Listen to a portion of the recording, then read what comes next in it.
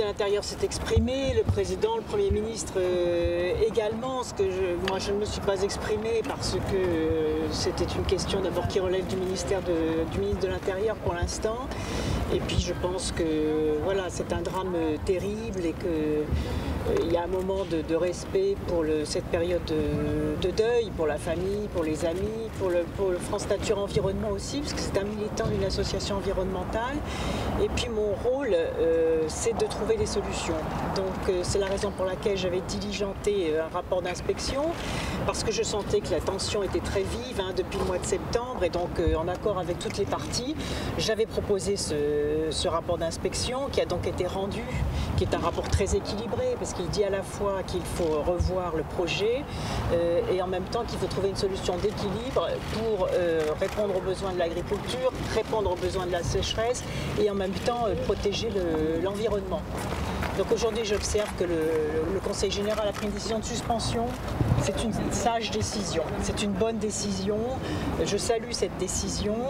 Maintenant, il va falloir trouver des solutions, puisque c'est une décision de suspension est forcément provisoire. Donc il va falloir trouver des solutions. Il y en a des solutions. Il y en a. Il faut porter un regard neuf sur la question de la sécheresse. On est là sur le bassin Adour-Garonne, qui est un bassin d'eau avec les agences de l'eau, bien évidemment, que j'ai immédiatement mobilisé pour voir comment on pouvait trouver des solutions à la fois d'ouvrages respectueux du lit des rivières et en même temps qui apportent des solutions à la question de la sécheresse. Et je réunirai donc à la demande du président du Conseil général que j'ai eu ce matin au téléphone, dès lors qu'ils vont délibérer vendredi, parce que je veux respecter les procédures. Cet ouvrage a été décidé par le Conseil général. Il n'appartenait pas au ministère de l'écologie dont j'ai la charge de se substituer.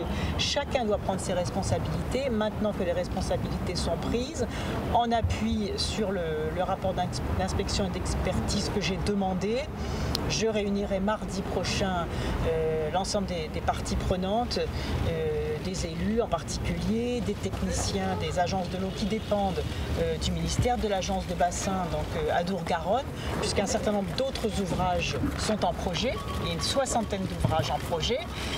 Et donc, il faut que l'on trouve une solution qui justifie l'engagement des fonds publics et des fonds européens sur des ouvrages comme ceux-là.